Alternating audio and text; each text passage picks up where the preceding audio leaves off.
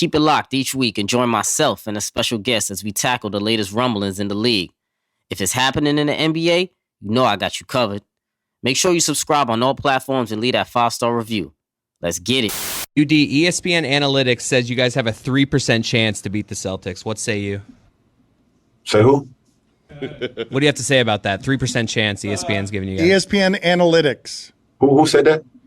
ESPN Analytics, the mathematical ESPN Analytics. Exactly. I'm sure the Athletics, Assaholis, or whatever they call themselves, probably had us not beating Milwaukee either in the first round. Yeah. Or the Knicks. I'm sure the Athletics probably didn't have me sitting here with 3 rings in league rebounding league history. I don't listen to Athletics. Talk about it. You are now tuned in to Above the Rim. Hoops talk for the streets. Family, what's good? Welcome back to another edition of Above the Rim.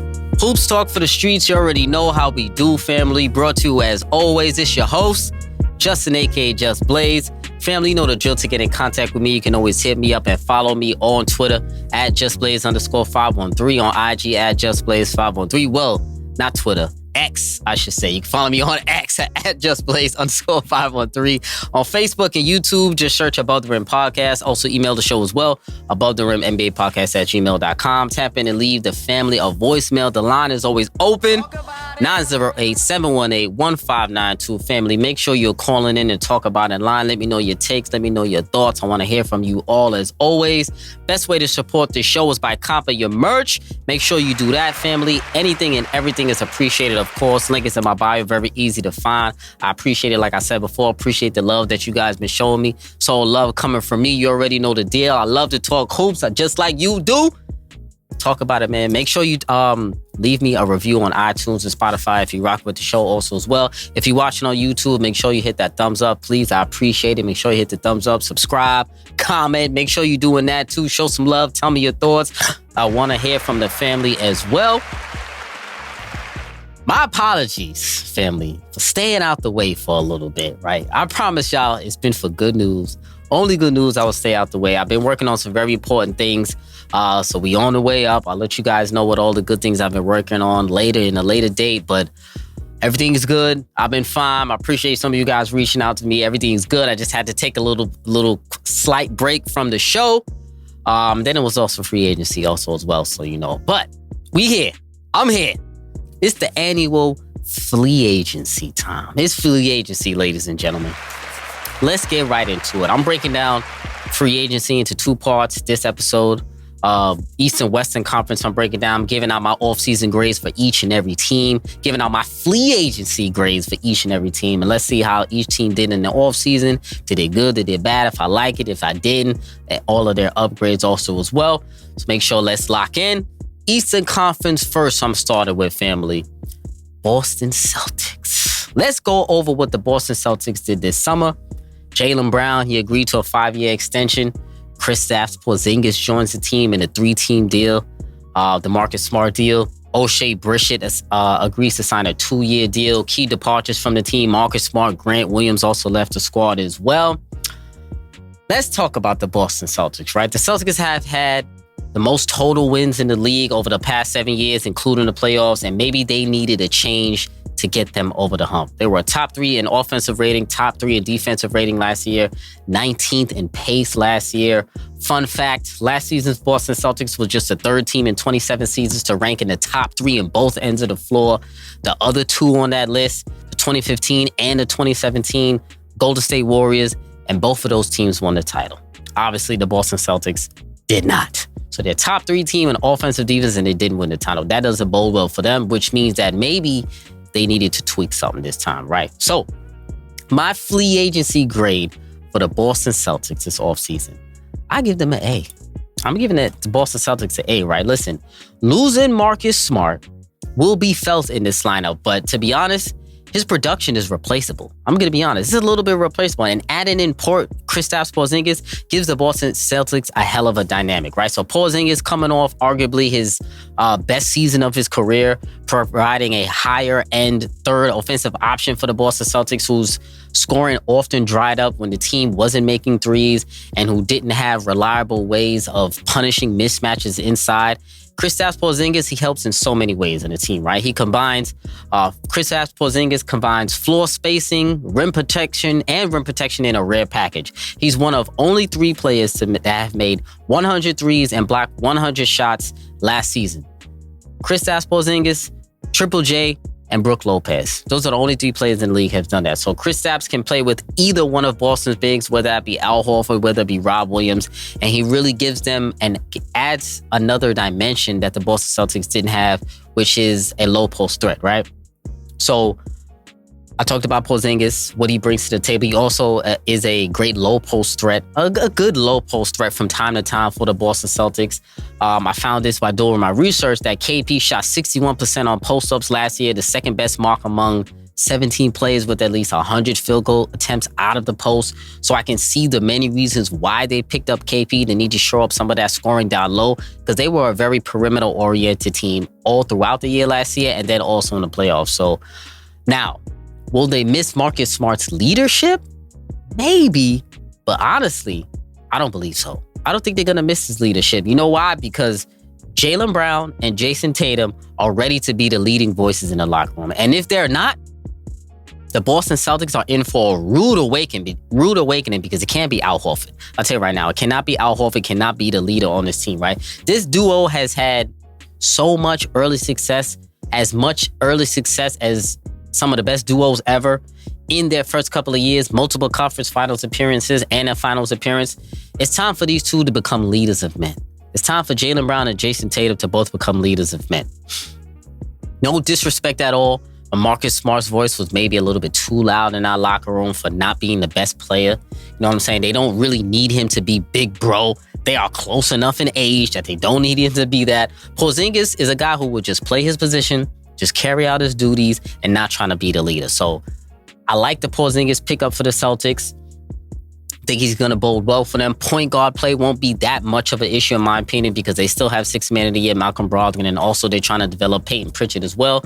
They already came out and said that Derek White will be starting at the 1, which means JT is going to be on the ball a lot more. So his playmaking duties need to increase, right? He's averaging over 4 assists in his past 3 seasons. So it's not like he's not used to this. Not like he's not used to the ball handling, the playmaking. He's used to that. And with Porzingis on board, Jason Tatum will be the Celtics' primary ball handler and facilitator in this upcoming season. So I see another MVP level type of year from Jason Tatum. So Jaylen Brown also, he cashed in on his 5-year extension. So shout out to him. Signs a deal with the Boston Celtics, which pays him a record $304 million over 5 years. And he's made it clear that his next stage of basketball is more about money. The reporters asked him what he planned to do with that generational wealth. And Jaylen Brown said he plans to launch a project to bring back Black Wall Street to Boston and do his part to help close the racial wealth disparity in the city that's been his home for the past 7 years. So shout out to that brother. Salute Jaylen Brown for trying to make big change in Boston with his new contract. Shout out to him. I hope he gets it done. I hope he sticks on his word. Moving on. Got to talk about the Milwaukee Bucks. Re-signed Thanasis, the older brother, of Giannis. Malik Beasley is one of their new signees. He agrees to a 1-year deal. Jay Crowder returned on a 1-year deal. Brook Lopez returns on a 2-year deal. Robin Lopez came on board, Brook Lopez's brother. Chris Middleton agreed to return on a 3-year deal. Key departures from the team: Joe Ingles, Javon Carter, their departures. They also had a coaching change also as well. Mike Budenholzer is out. Adrian Griffin in. My FLEA agency grade for the Milwaukee Bucks, B-. I'm going to give these guys a B-, right? Because, listen, running back a successful core is never a bad idea, especially when the core is successful, right? But I would have liked the Bucks to slightly switch it up a little bit after the disappointing loss in the first round to the Miami Heat last year. And my problem with the Bucks lineup is that they don't have enough quality guards, in my opinion, right? Another ball handler would be my suggestion for them. After Drew Holiday, after Grayson Allen, their crop of guards is very sus. It's very thin. I'm going to be honest. It's very thin. Technically, Jrue Holiday is a combo guard, technically, so he shouldn't even be running the point as much as he does. But on this particular team, he's going to have to, right? And he does, and he has been. So that means what? More ball handling duties for Giannis Antetokounmpo, right? So I hope that approach, which is keeping the ball in Giannis's hands for majority of the game, I hope that approach has not gone stale, because Miami gave the blueprint on beating Giannis last year. So, and they've done it multiple times. It's not the first time they have done that. So we'll see if that is still a successful blueprint for the Milwaukee Bucks. We know they're going to have one of the top records in the league, but when it comes to the playoff time, we know there's going to be a lot of, shucking and jiving when it comes to, defensive game planning when it comes to the Milwaukee Bucks. So they're going to have to really supplement that and really see what they can do. But it will be fascinating to see how things change, especially on offense under Adrian Griffin. And it would be nice to have somebody other than Giannis who can get to the basket on this team. Even though Giannis led the league in total points in the paint last season, the Bucks ranked 28th in percentage of their total shots that came inside. So they don't really score a lot in the paint. It's really only and truly just Giannis scoring on the paint. Everybody else is just shooting threes. So I would like it if some of their other guards or some of their other perimeter players can really make it a point to score more in the paint, and then they could be a more well-versed and more balanced offense. Moving on, Brooklyn Nets. Got to talk about the fellas in the hometown right here. They had an interesting offseason. Cam Johnson returns on a 4-year deal. Darius Bazley returned on he agrees to a 1-year deal. Dennis Smith Jr. agreed to a 1-year deal. Lonnie Walker also agreed to a 1-year deal. My free agency grade for the Brooklyn Nets, I'm going to give him a C+. Satisfactory, a little bit better than satisfactory. They didn't make a lot of home run moves, but they did, make a couple of minor tweaks. But a lot of things is what they're banking on is really the acceleration of the roster that they already have, right? So Nicholas Claxton, he had a breakout year last year and looks to be a key part of the Brooklyn Nets future. He's one of the best bargains in the league and one of the more improved players in the league. He's a big in the league. He's a big who led the league in field goal percentage and top 3 in blocks, and also defends both inside and out. So Claxton is a major part of the Brooklyn Nets future. He's been on the rise the past 2 years, so I'm looking for another leap forward for him next season. Mikal Bridges, as we all know, is becoming a star right in front of our eyes. He was a terrific scorer after arriving from Phoenix, averaging 26 points in his 27 regular season games with the Nets. Can he up his playmaking, though? That's my question to him.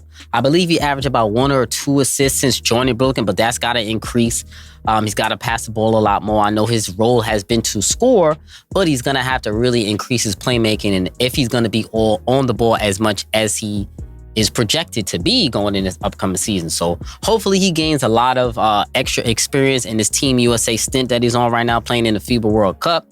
He's one of the better players on that team, so I know he's going to get a lot of opportunities to showcase his skills and really increase on his playmaking. Hopefully, he will have some playmaking duties in that lineup with Steve Kerr and Eric Spoelstra being around those great coaches, and they can really show him how he can elevate and maximize his skills.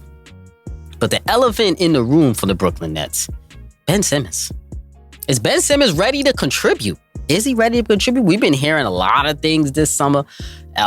In these past couple of weeks, they're saying Ben Simmons is fully healthy, 100% healthy. He's ready to go. Back surgery is over. Mental issues over. We will see. Last season, still recovering from the surgery, he didn't do much. He only played in 42 games, but it was such an underwhelming 42 games. It was ridiculous. He averaged well below his career numbers in points, rebounds, and assists.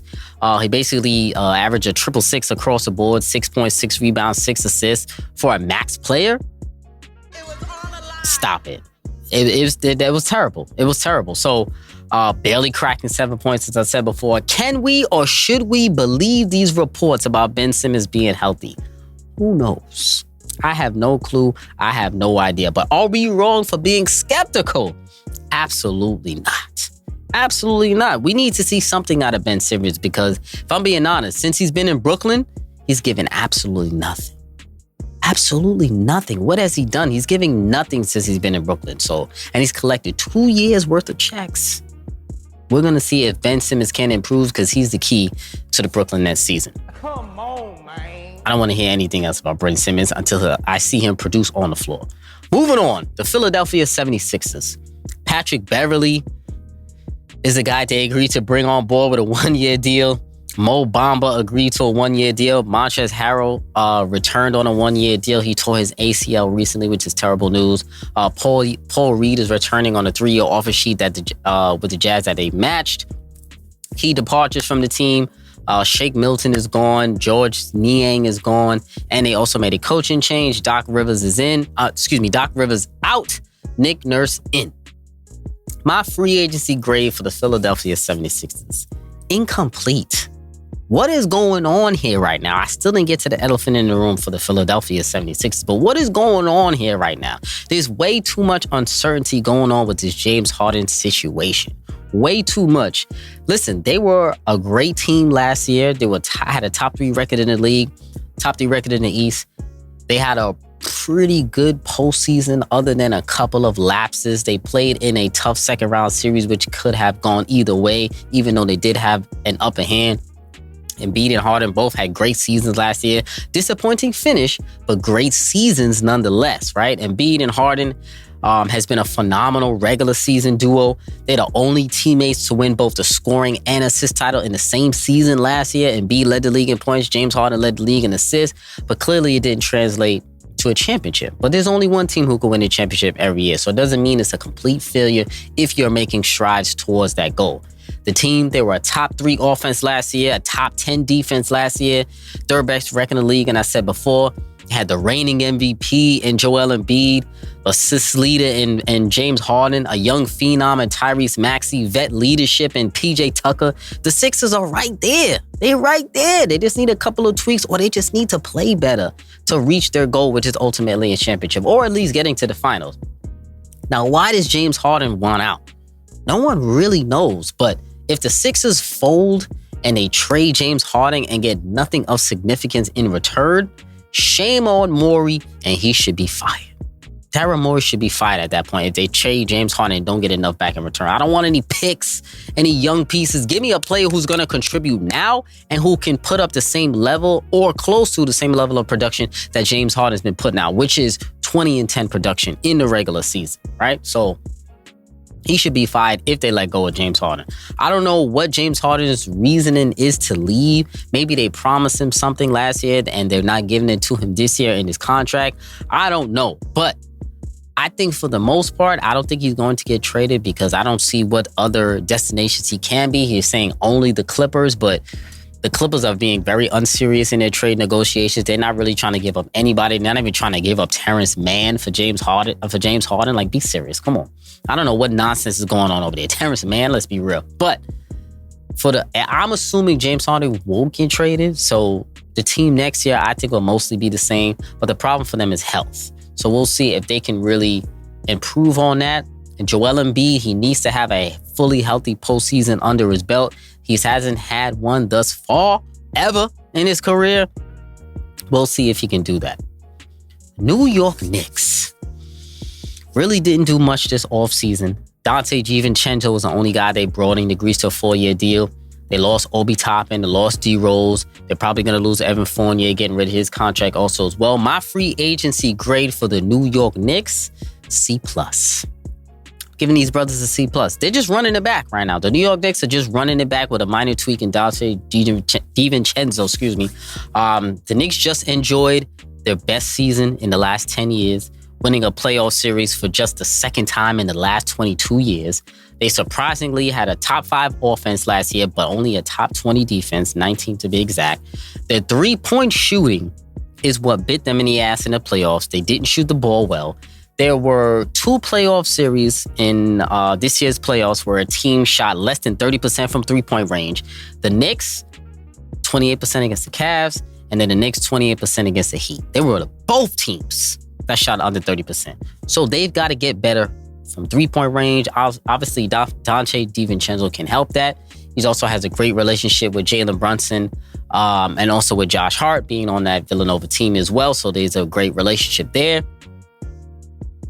Does he move the needle? Not really, but maybe they just need some minor tweaks in order to upgrade. I would have liked the Knicks have done a little bit better, but the question I have for the Knicks, though, in this upcoming season, that I ask every year, is RJ Barrett going to take that leap? I feel like I'm asking this every single year. Is he going to take that leap? Is he going to do it? Are you going to do it, brother? Are you going to take that leap that they need you to be?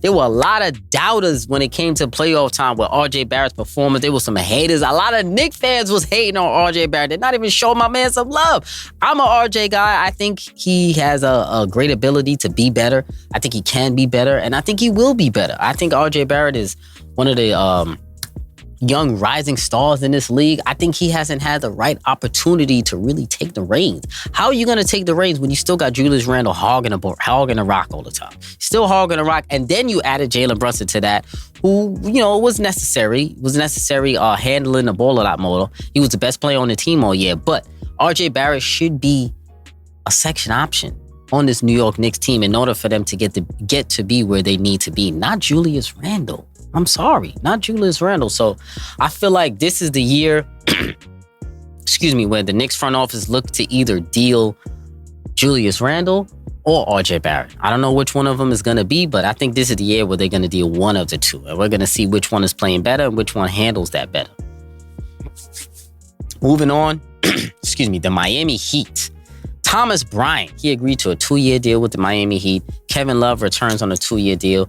Josh Richardson agrees to a 2-year deal. They drafted Jaime Jaquez. They have Nikola Jovic on the roster also as well from last year. Key departures, Max Strus and Gabe Vincent, two of their main contributors during this NBA Finals run. My grade for the Miami Heat, I'm giving them a C. Shit is satisfactory right now. They need to do better, right? And we know what the elephant in the room for the Miami Heat is, right? The Heat as a team had a top 10 defense, but a bottom 5 offense. But we know how they peaked in the playoffs, and we know what they need to take that next step. It's Damian Lillard. Obviously, clearly, we all know what the deal is. The Damian Lillard situation is getting out of hand, by the way. The NBA sent a memo, I believe, to teams saying that Damian Lillard would honor his contract in any potential trade. However, not just his reported destination of Miami. We're going to see if he's going to honor that. I'm sorry, Dame, but you can't be dictating your trade request like this, brother. I'm sorry. I like you, Dame. I fucks with you, Dame. But you can't be dictating your trade request this much. One team, bro? One team that doesn't even have enough assets to acquire you? I think that's a bit much for Damian Lillard right now. I said it before on my last episode or the one before that. Don't take this opportunity for granted for being able to dictate where your trade request can go, because they could trade you at any moment and you don't know where they're going to trade you. They could just really get spiteful and just deal you. You never know. We've seen it happen to a lot of players before. So I would be pissed too if I was the Trailblazers owner and I have to accept whatever team Dame says he wants to go and I have to take whatever scraps they want to give me. So Miami is going to have to find a way to sweeten this deal to really get that done, because clearly the Blazers don't like what they have to offer so far, or else this trade would have been done already. Pat Riley, you're going to have to find a way, my brother, by any means necessary to get Damian Lillard to South Beach. Project Pat, the Godfather, you will have failed Jimmy Butler if you don't get him Damian Lillard this summer. It's in the palm of your hands. Give the Blazers what they want, give them what they're asking for, and bring Damian Lillard to South Beach to help Jimmy Butler, Bam Adebayo, chase those title dreams. It's necessary and you have to do it by any means necessary. Pat, get it done. The Orlando Magic, key additions, drafted Anthony Black, Jet Howard, Joe Ingles they added, Mo Wagner returns on a 2-year deal. The key departure is getting rid of Bobo. I didn't really necessarily like that, but we're going to talk about it. My FLEA agency grade for the Orlando Magic is a C+. I'm going to give them a C+, right? Because I like their draft day additions, right? So after a 5-20 start to last season, the Magic were 29-28 with a top 10 defense in that stretch. So they made strides to be a better team last year towards the middle of the season. And they were making strides. They were actually, close to making the play, and they didn't make it, but they were in contention for the last, 20, 30 games of the season. Stud rookie, Paolo Banchero, the rookie of the year. Paolo Banchero was just the 4th rookie in the last 20 years, joining Blake Griffin, Ben Simmons, Luka to total at least 1,200 points, 400 rebounds, and 200 assists in his rookie year. Everybody knows that I'm a big Paolo supporter. He's been my guy the whole entire year. He should have been the unanimous rookie of the year, one of the best young players in the league. He didn't get enough hype last year, in my opinion. On Team USA right now with the FIBA World Cup this summer, I think he's going to be the best player on that team. I hope I'm right about that. I think he will. Playoffs should be the goal for this Orlando Magic team next year. Playoffs should be the goal, at least the play-in, no less than the play-in, but the playoffs should be the goal. I love the rookies that they drafted. Jett Howard is one of my sleeper rookies this year out of Michigan, Juwan Howard's son. I think he's going to end up playing a nice role for Orlando Magic. I think he's going to crack that rotation and play a significant role for the Orlando Magic. But one thing that they do have to do is clear up that logjam of guards that they have. They have too many guards on that team, way too many guards on that team. So they have to clear up that logjam of guards in Orlando, and let's see if they could do that. That's with Jalen Suggs, Markelle Fultz, and all the rest of those guys. So Chicago Bulls, I'm gonna move on to them, right? They had a slightly movable offseason. Ayo returned on a 3-year deal. Kobe White returned on a 3-year deal. Key additions for the Chicago Bulls. They added Torrey Craig, brought in Javon Carter, lost Patrick Beverley, which is no real loss. My free agent grade for the Chicago Bulls, I'm giving these boys a B-. I'm giving these boys a B-, right? So the Bulls, they didn't significantly get better, but they did improve, even though marginally. They did improve, right? So they had a top 5 defense last year, but a bottom 10 offense last year. They reached the play-in, but they lost. One of my questions going into the season, will Patrick Williams take a leap? Torrey Craig will replace him if he can't take that leap. Patrick Williams is on trade watch, in my opinion, right now. I'll be honest. I think there's a strong chance that Patrick Williams could be dealt if they really like what Torrey Craig brings into the table. We know Torrey Craig was brought there probably by DeMar DeRozan, because I remember DeRozan was saying that Torrey Craig was one of his best defenders on him. So Torrey Craig was one of DeMar DeRozan's picks, in my opinion, and maybe that may be the guy that they have to replace Patrick Williams. Patrick Williams hasn't played up to par, but we know he has the skills. We know he has the size. We know he has the tools. Can he put them all together? We will see. And are they really looking to trade Zach LaVine? Are the Bulls really looking to trade him? I don't know, because there's been a little too many rumblings about Zach LaVine. I don't think they are looking to trade him, but you know, where there's smoke, there's some fire. So we'll see if that's actually a thing. DeMar DeRozan, one of my questions, will he be there past the deadline? Is he fully committed to this team? DeMar DeRozan, he's entering his 15th NBA season, his 3rd with the Bulls. He remains a bucket, just missed 14 games in his past 2 seasons with the Bulls. And last year was his most efficient of his 14-year career, second most efficient, of his 14-year NBA career. So we're going to see how DeMar DeRozan, if he can propel this team to a playoff berth. Talking about Javon Carter real quick, he was a real solid pickup for them. I love the move, especially since Lonzo will be out for the rest of the season, for another season. He gives the Bulls a reliable 3-and-D threat from the point guard position, stretches the floor with elite 3-point shooting. I think he shot over 40% from 3 last year, so I like the Javon Carter pickup. He's going to pay dividends for the Chicago Bulls. Moving on, the Cleveland Cavaliers. Caris LeVert returns on a 2-year deal. Max Strus is joining the squad. Georges Niang, Damian Jones is joining the squad. They drafted Imani Bates, which I like. Key departure, Cedi Osman. My free agency grade for the Cleveland Cavaliers, I'm giving these boys a B-. I'm giving these boys a B-. They were the number 1 defensive team in the league last year. The Cavs wanted to bolster up their shooting, going into next season. Aggressively helping off corners and packing the paint, kind of stifled Donovan Mitchell and Darius Garland last year. Their offense, especially in the playoffs. So they wanted to acquire more shooting, and I feel them on that. That was a very important need for them. I just want to see how the Cleveland Cavaliers utilize Evan Mobley more this season.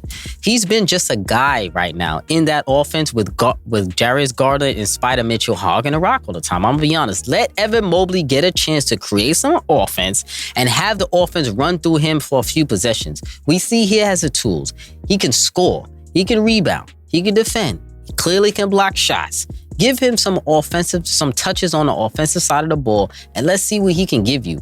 Have him in some units where he's the main offensive threat, or maybe with one of Donovan Mitchell and Darius Garland in there, and really see what he can do in this offense. Because I think he has untapped potential for this Cleveland Cavaliers team. And if they have to move Jared Allen, damn it, you're going to have to move him to free up some minutes and some time for Evan Mobley. So we'll see how they move going forward.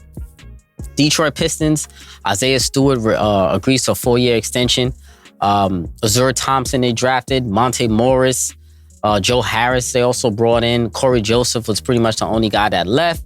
One of the coaching changes that they had, Dwayne Casey out, bringing in Monty Williams. My free agency grade for the Detroit Pistons, I'm giving them a B-. Giving these guys a B-. They had some solid additions. They drafted well. Bringing in Monty Williams was really their main offseason addition. And then also a healthy Cade Cunningham. Cade Cunningham is their future. He's their guy. He needs to be 100% healthy. And people are still sleeping on him because he didn't really get to prove what he can really do in this league because he wasn't there for a full season. I love Jaden Ivey. He's one of the best players on the team, in my opinion. He was a great draft pick last year. One of my favorite last year. Yeah, last year he was drafted. I'm thinking it's last year, the year before. I'm forgetting. I feel like it was such a long year. Damn. But Jaden Ivey is one of my favorite young players in the league. He's been really good.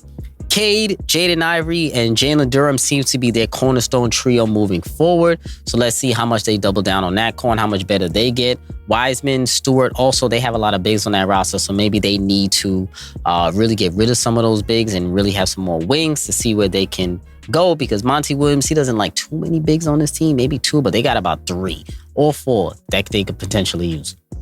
Indiana Pacers, Bruce Brown agreed to a 2-year deal. Tyrese Halliburton agreed to a 5-year extension. Obi Toppin joins the squad via the Knicks.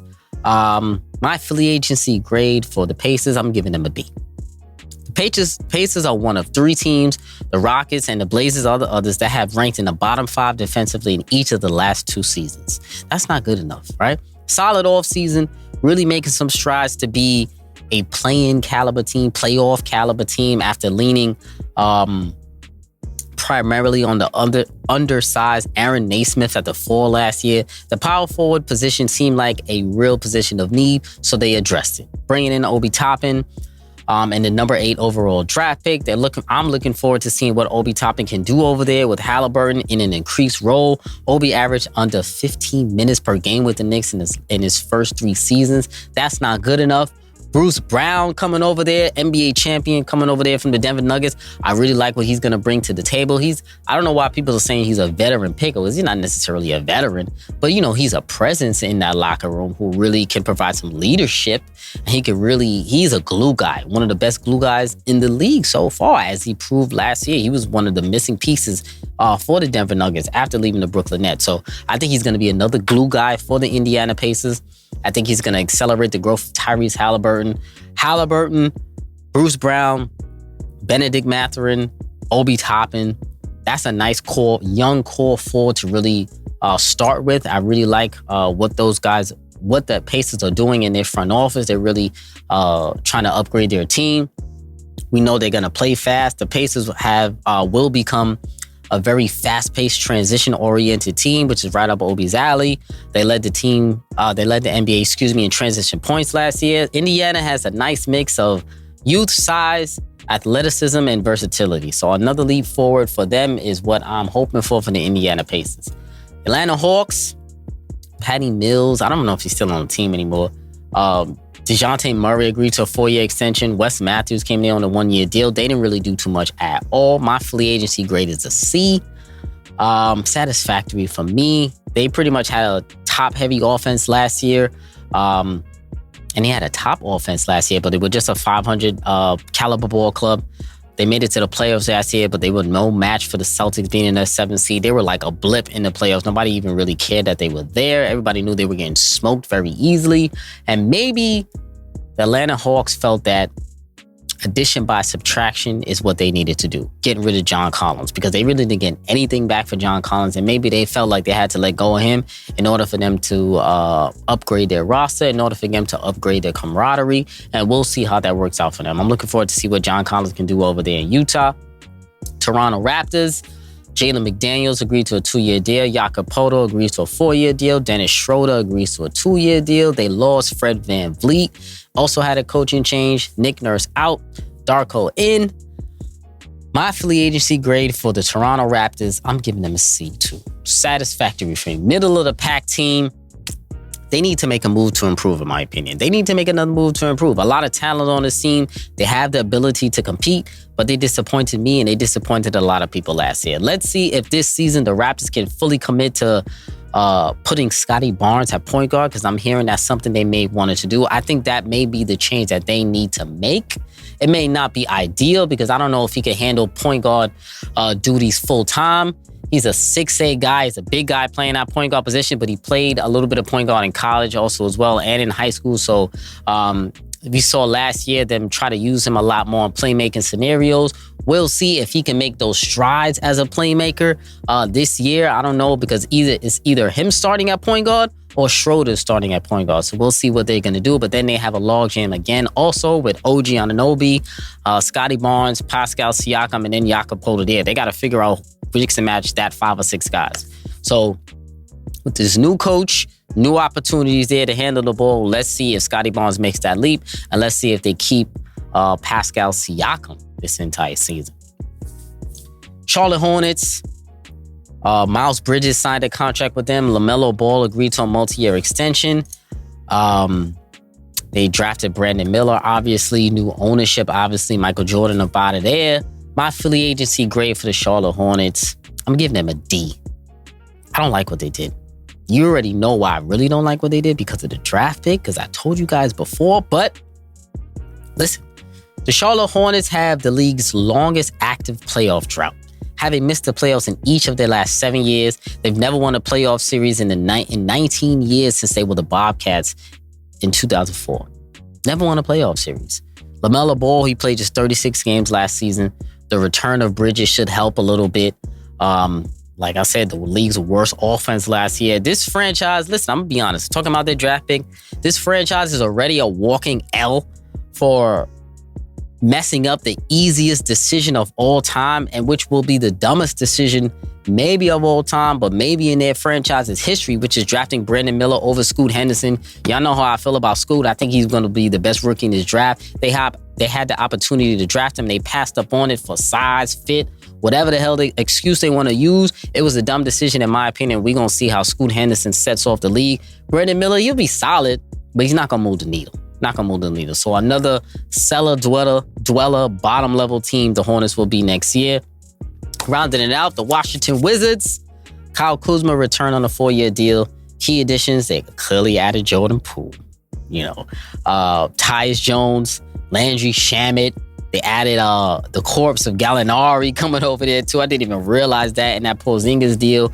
Their key departures, obviously Bradley Beal left, Porzingis left, and Monte Morris left as well. My free agency grade for the Wizards, I'm going C+. They clearly wanted to set a new renaissance for Washington Wizards basketball. A new renaissance, getting rid of Bradley Beal. New era for those guys, trading and bringing in Jordan Poole. I'm looking for Kyle Kuzma to have a better year. He had a good year last year, but let's see if he can capitalize on that. He averaged 21-7 last year. Let's see if he can be a number one option. Either him or Jordan Poole. We're going to see if they're good enough. Maybe Poole, 24 years old, maybe he can thrive in a new setting with a chance to step into a new primary role. He averaged nearly 25 points and 5 assists and 43 starts in Golden State last year. So let's see if he can capitalize on his starting opportunity. Tyus Jones is also a sleeper pickup for them. He's been an excellent point guard for the Memphis Grizzlies for a couple of years now.